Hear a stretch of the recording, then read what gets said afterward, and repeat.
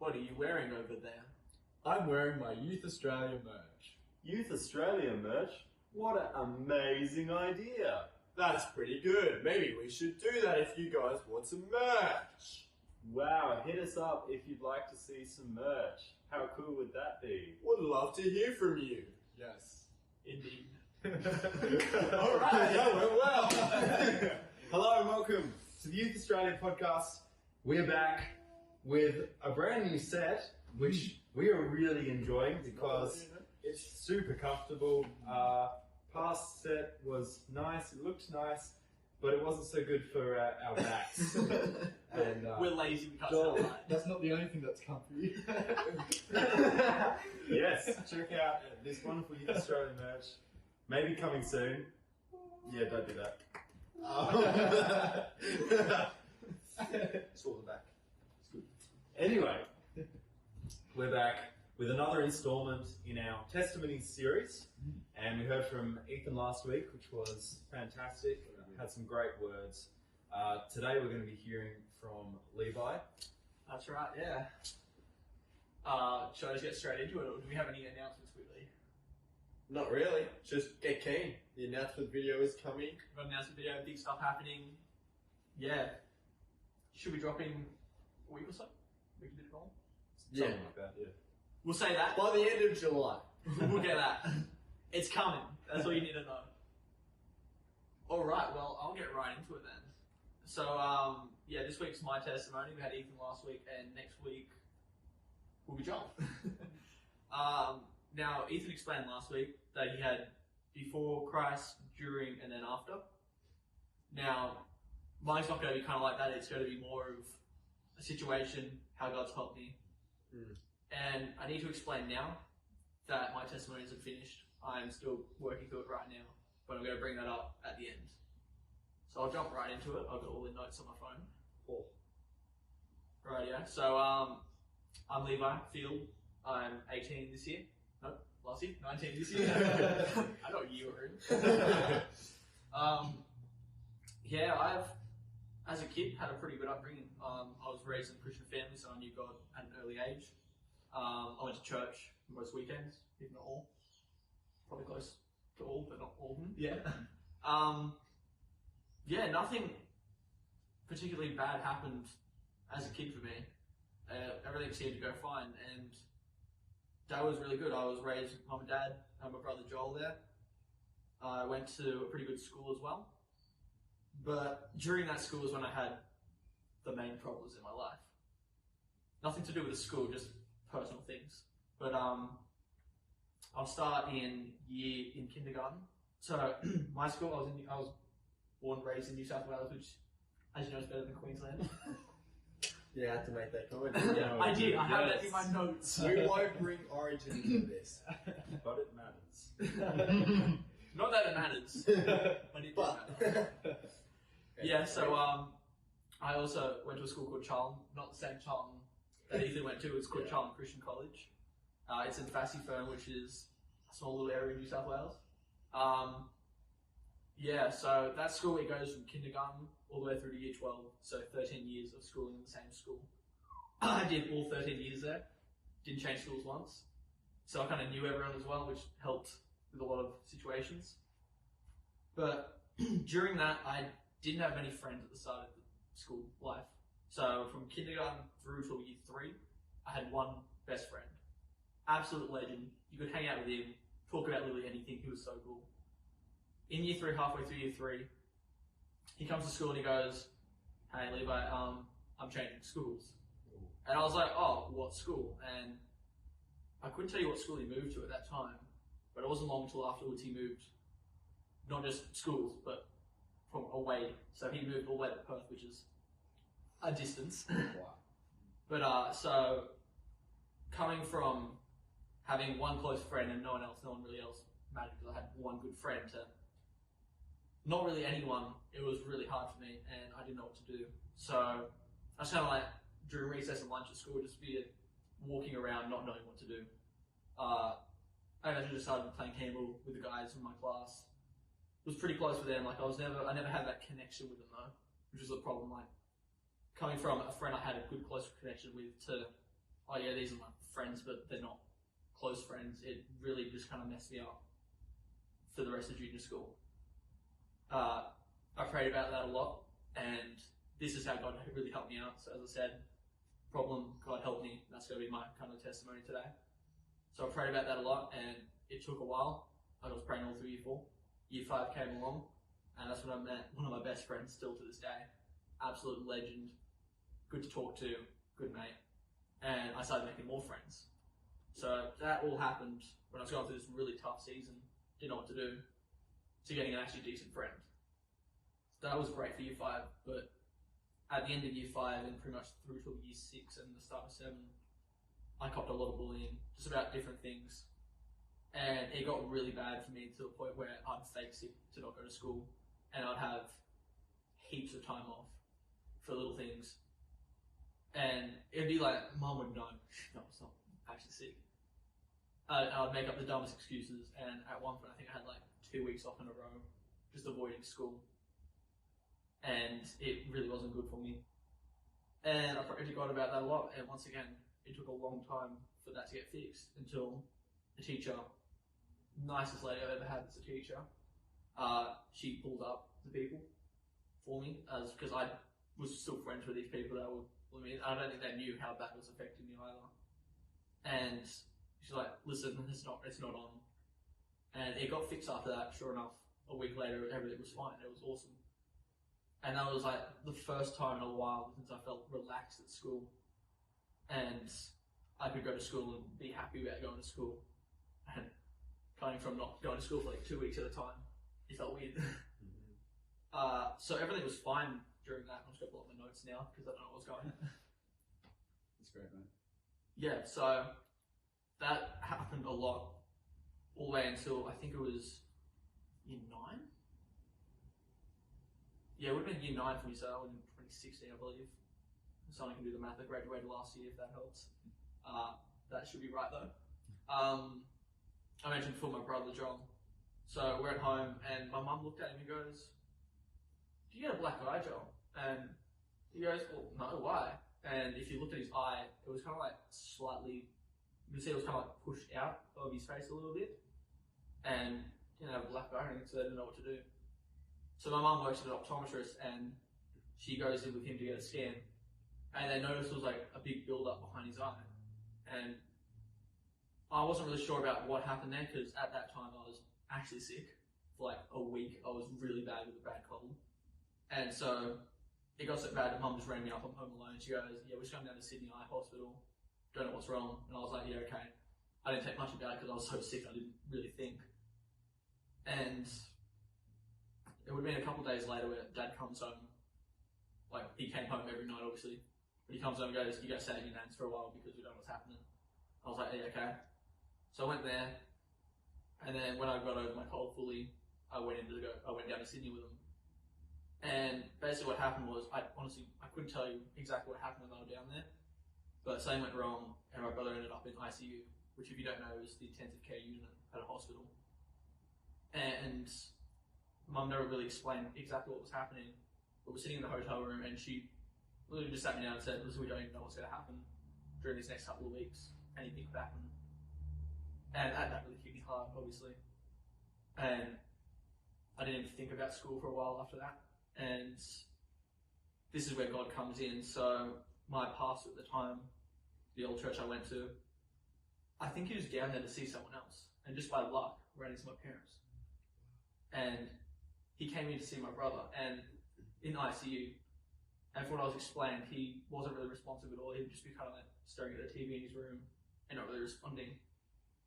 And he sat down and prayed for him. Said, "I have to go, I'm sorry," left.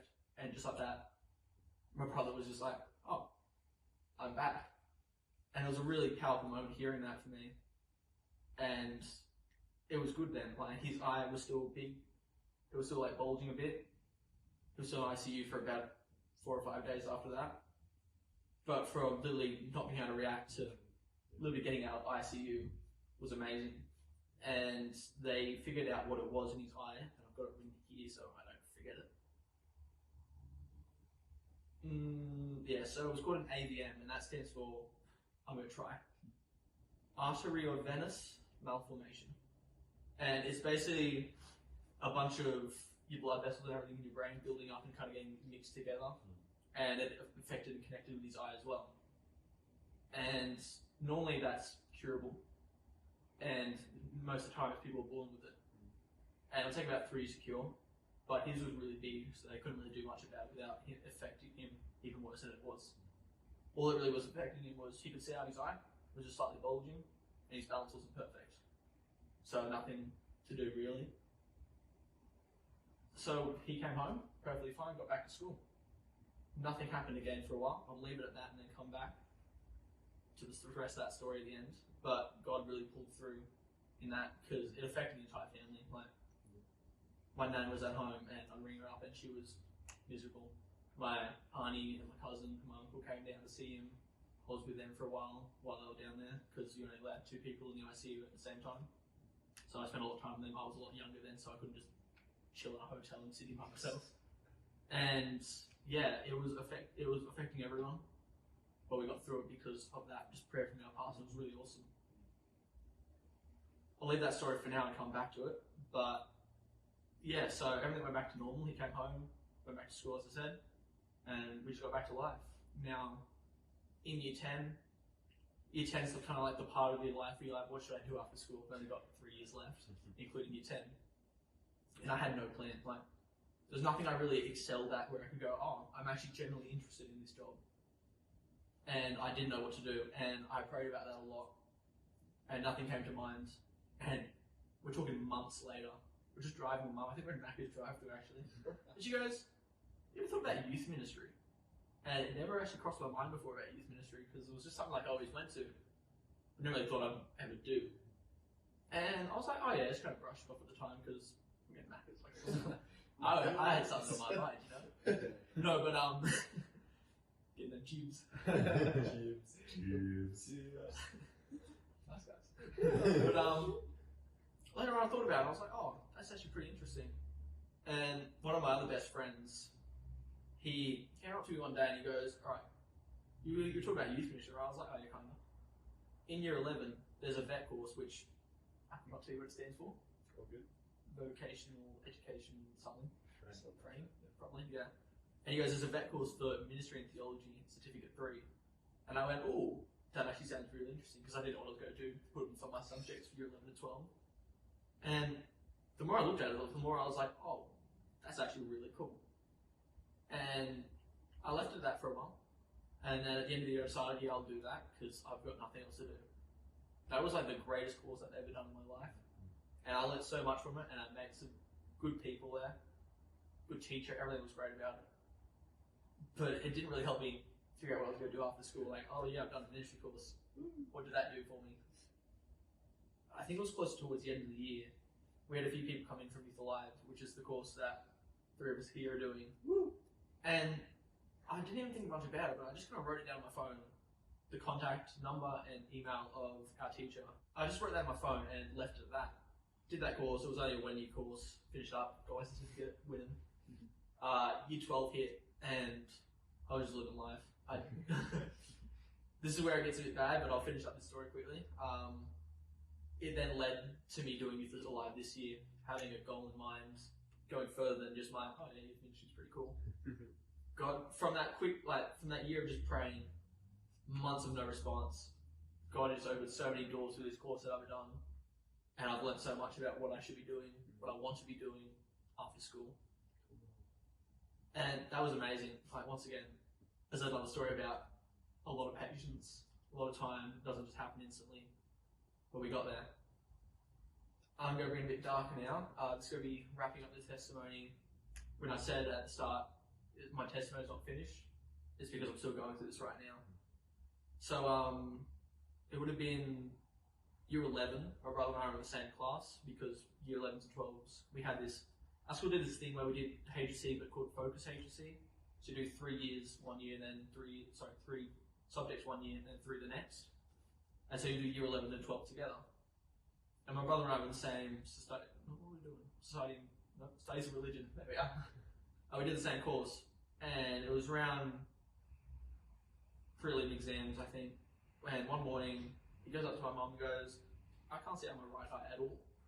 Now, at the start, I said his left eye was the one that was bulging. He could see out that just fine. You could see out his right eye at all. And that threw me off because every time that sun came up, I just couldn't deal with it. And so I just kind of flunked my entire prelims. It was great. And they went down to Sydney Eye Hospital again, and I went with them. And he was in hospital for a few days there. Didn't really know what to do. I didn't really know what I was doing. I just kind of stayed in the hotel room we're at because, once again, like, it was an ICU. You're only allowed to sit a few amount of people at the same time. And anyway, so they said, oh, listen, it's not looking great. There might be a bit of pressure built up in his brain, which happens to a lot of people. And this was a completely unrelated thing to the AVM, whereas a lot of people have this problem where, so the human body, it gets that pressure in your brain, but then it also filters it for you to go to your stomach, I believe. That's right? Right, yeah. Some people, they're born with it and it doesn't do that. And what they do is they put this, it's called a shunt in the back, in the side of their head, and it filters for you. And it's a simple operation, gets rid of the pressure, and you could literally live your whole life without knowing that you had it there, really. So we went from Sydney to John Hunter Hospital, I believe, and this is when my brother was 18, so he had a choice of whether we go through with it or not. And he eventually said yes. And this is when praying a lot, saying this is going to work and everything. They operated, and there was so much pressure. They said, "Listen, if you said no, we'd still have to do it because it was that bad." Everything went fine, really. The shunt worked perfectly. He got home a few weeks later. Everything was great. Then, so the family was still like in distraught at this point. They're like, "What's happening?" Everything went back to normal. He didn't show up to school for a while. He made it to school for a day, which was really good. No one was expecting him to show up there. He got there. And I was at work one day, and I used to work in retail, and during my break, I was like, I just have this funny feeling I need to ring Mum. I was like, hey, is everything good at home? And she goes, actually, we just took Joel to the hospital again. Something wasn't right. And I was just like in a bad headspace of like doing my work. I was behind. I need to get back to work. I was like, okay, then I'll see you there because my dad will pick me up. I didn't have my license by then. And we went there, and from the morning I left to work to that afternoon, he looked completely different. Like, he was just sitting in bed, fine. Like, you could tell he was fine, but he just didn't seem in it all. And they didn't know what was wrong. So the shunt mustn't have been working, mustn't have been flowing enough or something, they said. But even then, it didn't work when they did scans on it. So a couple of days later, I think I was at home just hanging. And there's a lot, I'll just point out now, that year, I pretty much spent the whole year alone by myself because my family was always with my brother. I was fine with it, and I don't blame him at all for it because it's fair enough. But I did not have a family that year, I guess. So it means I didn't get out of the house much because I didn't have a license. I was only 16 at the time. I didn't do much, and that kind of threw off that year for me, I guess. And I didn't try that hard at school either. And that really did affect the rest of my schooling life, where I just gave up on school. I was like, well, I know my plans after school. I don't care about it, and I probably should have tried a little bit harder. I'm going to be honest. It was a bit of a waste of time going to school at that point, besides the friends I made there, I guess. And back to my brother. So I don't remember what I was doing at the time. I don't know if Mum was there or I got a call. And she basically went, he's in ICU again. He had a seizure after them noticing the seizure, and all the doctors and nurses around didn't pay much attention to it. And because of that, he had a massive seizure, was in ICU. I think he was in there for a good 6 months or something. Maybe not that long, maybe 4. It just felt like a long time. In a non-responsive state, meaning couldn't talk, couldn't move. It was just kind of there. You could the only response you really get is you can see him looking around it every now and then. And once again, I didn't really have a feeling during all that because it would be my dad would work during the day. My mum would be there my dad would work during the day while my mum was in ICU with him. My dad would then go to work, come home, have a shower, get changed, go to the hospital, mum would come home to sleep, and it was like that every day. And nothing got fixed there. Doctors didn't know what they could do. Nothing really could come of it. And he eventually came home. And it was just before Christmas he came home. So he came home for my birthday for one day, which was awesome. And then he came home after that. And we were just, nothing was normal, but we'll try to make it normal.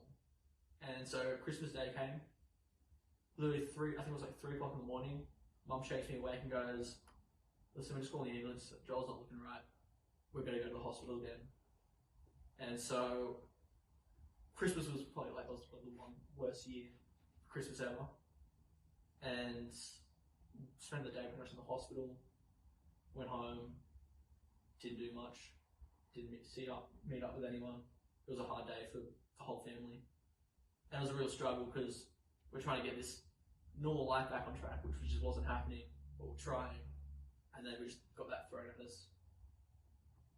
And still to this day, he's home now. He got out of the hospital again. He's home. He's still in an unresponsive state where he can't talk, move. He's still in a wheelchair. You just can't see him looking around every now and then. And that's where we're at still in our lives, in our family's life. And I pray about it a lot, but the doctors can't do anything about it. But that's where my main testimony comes in, where hope and faith is a big thing for everyone's life. So, not giving up hope is probably the only thing that's kept me going through all this. Otherwise, I don't know where I'd be at right now. If I didn't have hope that I knew God was going to heal him eventually, I don't know what to do. And having that faith that knowing God will do something eventually is all I've got left, to be honest. And it's a year and a half later now since all that happened. He's still in an unresponsive state, a year and a half, roughly. And there's still nothing the doctors can do. But our family still has hope and faith that something's going to happen. And we pray every night. When we say, just pray. And that's all we've got. So my testimony isn't finished because nothing's been fixed yet with that. But it's going to come one day, and that's what I have hope for. So that's pretty much my testimony right now. And I hope you guys at home, if you're going through something really hard as well, just have that hope that someone's going to be there for you, especially God.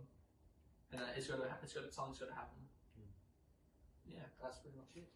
Fantastic. Thank you so much for sharing that and the courage to share that. It's fantastic. Thanks. Do you have any questions? No, that's really powerful, mate. Definitely still believing and praying that your testimony will result. Sure. Yeah, I have one question. Right. So, on the initial time that Joel had to go to hospital, so when you were just going through high school, yeah. How much of an impact did that have on you in like your friendship groups, your social groups? Yeah. I actually felt like I got a bit closer with my friends at that point. So the people I just casually talked to, I didn't know close.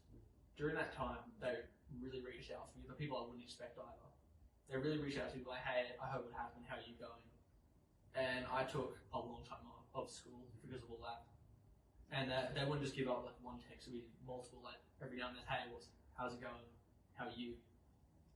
And this was a point I wouldn't even like talk to anyone because I had more important things on at the time. But they just kind of kept that connection there, which was really cool. And I lived at my nan's because I was with Joel during a lot of that for a good while. And I had weeks off, like probably close to 4 or 5 weeks off school in a row during all that. But I still had that connection. When I went back to school, everyone was still my friend, everyone was still really close with me, and it was really good. So yeah. Fantastic for that, bro. I've also got a question. So,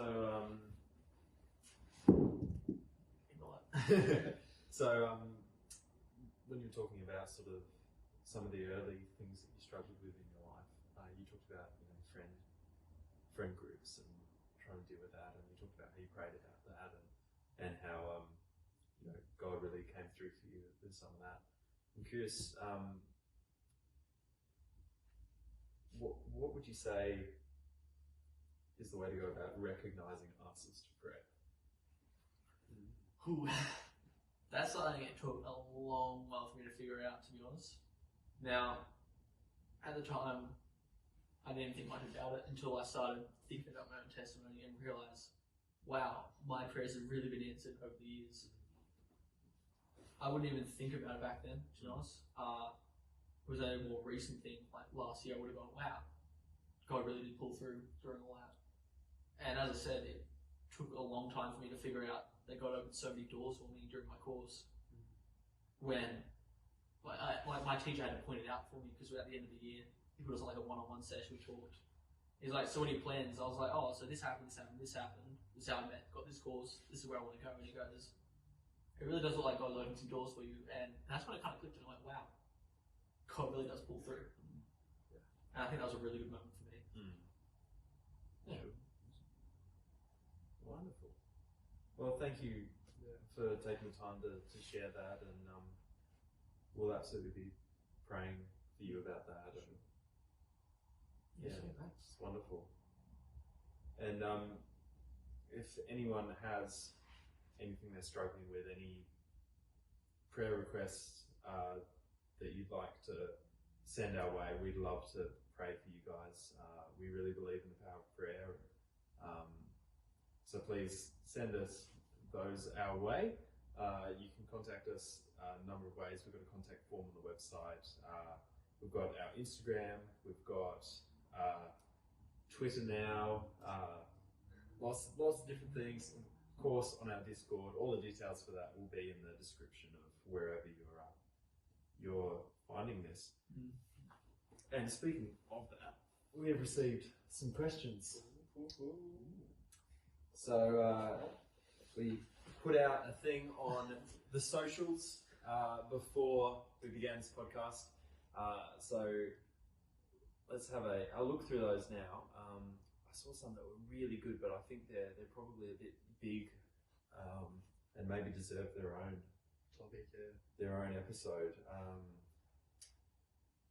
However, We're all just frantically checking out. yeah. I've got one. Okay. It's not a very big Christian question, but it's who's breathtaking? Radio. You're breathtaking. There we go. I have to. Thank you. We were playing tennis earlier on. So. Yeah. I got one question. Again, it's not kind of Christian focused, but do fish get thirsty? Oh, I think there's another one of those chip questions where Ooh. I don't think we give the answer unless, like, no, they have us. Do fish get Ooh. thirsty? Do fish get thirsty? Let us know in the comments below what you think. I like that. Pass it on to you because we're not smart enough to figure that out. Yeah. All right. Here's a quick one. Best Bible chapter for you personally. Chapter. Okay. Chapter. Ooh. That's actually a really hard question to answer this on top of your head. Yeah. Yeah. Yeah, you're right. Off the top of your head. I gotta pull back. Like, I have a bunch of stories I'd like to go to, but you know, you just can't think of it when you're. Yeah, no. Do we go chapter or do we go story with this one? Because it's kind of the Probably. I think we might change the Story. Yeah. It's a bit easier because some stories go over a few chapters. Yeah. So we'll just Okay. we'll go story, and we'll just start off with that one. Yep. Okay. Yeah. Cool. Sure. I've always liked the story of Jonah, to be honest. Like, if you don't know, Jonah was a messenger for God, and forgive me if I'm wrong for anything he'd ever say, because it's been a while. But God asked him to go to Nineveh, and Jonah knew that was not the place to go. It was a bad place where they just did a lot of nice things, killed a lot of people for everything, basically. And he tried to run away from God. And God was like, no, I have a plan for you for this. You're going to Nineveh. And he's like, no, I'm gonna run away still. So he got on a boat and everything, and he got swallowed by a giant fish. And he was like, how could God say there's a plan for me when I'm now in a fish's stomach? What do I do at this point? And God did have a plan for him, because he eventually got out of that giant fish, ended up in Nineveh. And he spread the message of God to the Ninevites. Sounds right, yeah? Ninevites, sweet. They said it a bit wrong, I was like... That's the third three coming in. So they actually took that message in really well, and they turned around what they were doing. They're like, oh, you know what, we were very much wrong. Yeah. But Jonah, he had this mindset where he's like, God's still going to punish him for that. It's going to happen. So he was just kind of waiting for God to... He was just kind of chilling out, I think he was out in the desert, and just kind of watching from afar going, waiting for God to just end this place. It's going to happen. And God saw that, and he's like, what are you doing here? And he goes, I'm waiting for you to end them. He goes, well, you're going to die if you stay by yourself. And he goes, I'm good. And God saw that. He's like, I'll give you shade and everything just to take care of you for now. And he watched and he went, God, now, why aren't you helping? Why aren't you ending these people? They've done such bad things. And God goes, well, they realised what they did was really wrong, and they turned around. And that was kind of the end of Jonah, to be honest. Like, they didn't really have a moment where he turned around. But it's a really good story to take from. So there's two things I found in that. And it's, first of all, God has a plan for you. Even if you're running away from it, He's going to catch up to you eventually. No matter what, God's plan will come through. And the other is, when you look at someone and they're doing some nasty stuff, and they turn around, don't go, oh, well, what you've done in the past, therefore, you means you're awful now. And, like, don't put that out of context and saying, like, someone's done something and then just said, oh, yeah, I'm good now. Trust me 100%. It's more of, don't dwell on the fact that what they did was wrong, and they've properly considered, like, what they've done was wrong, and they turned around. Like, you don't dwell on the fact that what they've done is wrong, therefore they're not a good person now. And I think that was a really good story, and one of my favourites. And the VeggieTales one is just also amazing. Oh, yeah. So, Gotta love VeggieTales. Cheeseburger. So good. I reckon one of my, I guess, favourite ones would be David and Goliath. It's a common one. Most people know it. And I think just one big part of the story that I can take out of it, and everyone watching, is that no matter how big or small you think you are, God can still use you for bigger things. And that He can use something so small to actually do the biggest impact. And so that can be resembled in our actions, our words, just anything we do throughout our weeks. Like, one single word can change one person's whole, their whole emotion for the whole day. One single action, just by helping or telling someone they're looking mighty good today. Yeah. Your birthday. Your birthday.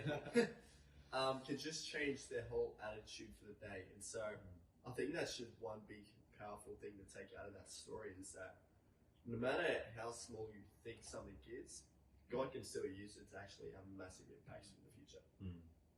So, what do you do?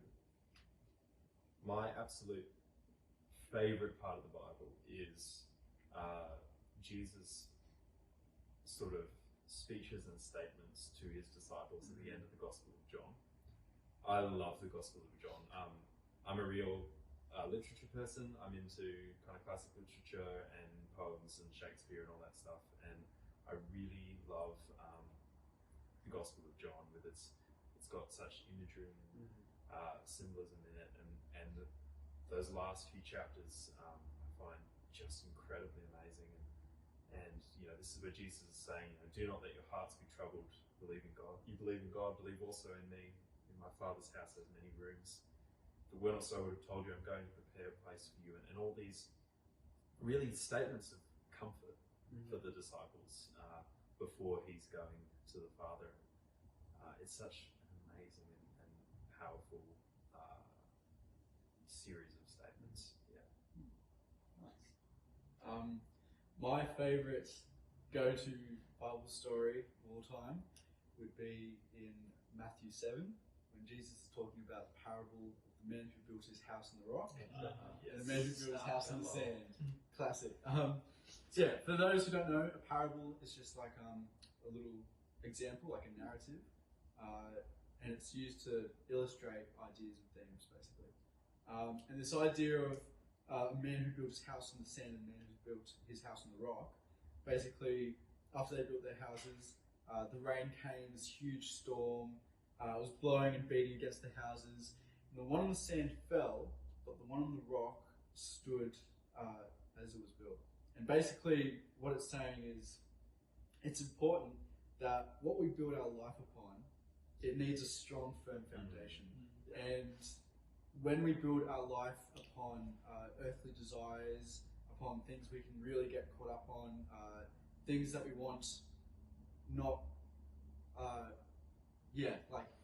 bad things basically, it can really, it can really have an effect on your life, and it can crumble your life if you let it. But building your life on God's foundation, continually praying, reading scripture, and really basing your life off God. The storm will still come, and the winds will still beat, and the rain will still pat down, but the house will still stand where it is on the rock. And that's an important reminder I keep close to heart, and that's my little story. I love that. I love like the thought of setting yourself up for the future, but making sure you have a firm foundation. Like that's one big part of my life for my future family, is that what I'm currently doing now is working towards the foundation that I want to set for my future family. That's awesome. So No, I love that. 100%. Cheers. Well, thank you for your question that you sent in. That was wonderful, and we received a bunch of questions. We will be getting to them, maybe doing full episodes on some of them. There was some pretty deep things, so we're actually going to be looking into that. Please send us your questions, send us your prayer requests, and get ready for a really exciting stuff coming very soon. So keen. yeah, a lot of time and effort going into it, but get keen for it. So good. It's all worth it. Awesome. Well, we will see you guys next week. Yeah. Sweet. Fantastic. Have a good week, guys. Bye bye.